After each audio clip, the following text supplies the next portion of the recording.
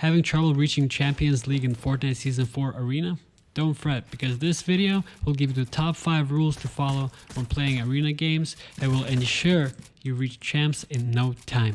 The biggest problem with trying to get champs rank in Fortnite Season 4 is losing points by dying early on your first engagement. I've devised these 5 rules that, if followed each and every arena game, will allow you to consistently gain points.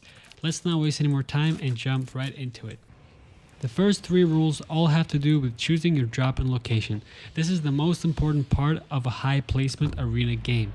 Number 1, don't drop to any named location. Don't drop into any named location. 99.9% of the time you will have to battle it out with another player, either right away or shortly after landing. Especially with a 50% chest spawn rate, those loot routes you memorized are useless now. You can easily find chests outside of named location in various houses, next to water, and other obscure structures. Number 2, drop at the second half of the route. In order to minimize our chance of running into another player before top 25 placement, never drop during the first half of the bus route. By waiting until the second half of the bus route, you not only minimize your chances of having to fight another player, but you also minimize your chances of falling victim to a high tier pro W keying you. Number 3, watch players jumping from the bus. I first heard Benji Fishy talk about paying attention to the rear of the battle bus where the players drop.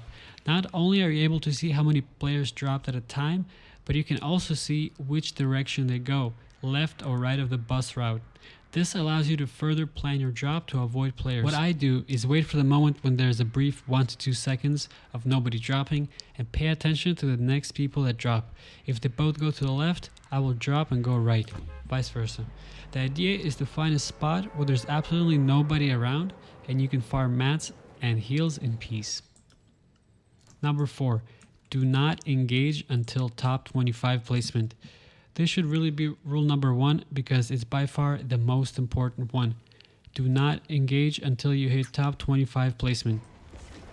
If for some reason after you deployed your glider you see a player next to you, start gliding the complete opposite way of that player, even if that means going into the hills.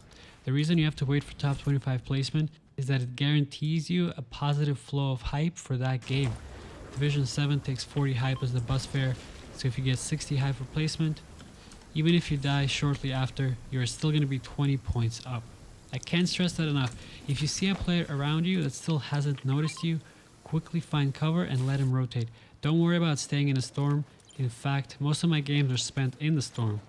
This leads me to my last rule, number 5. The storm is your best friend.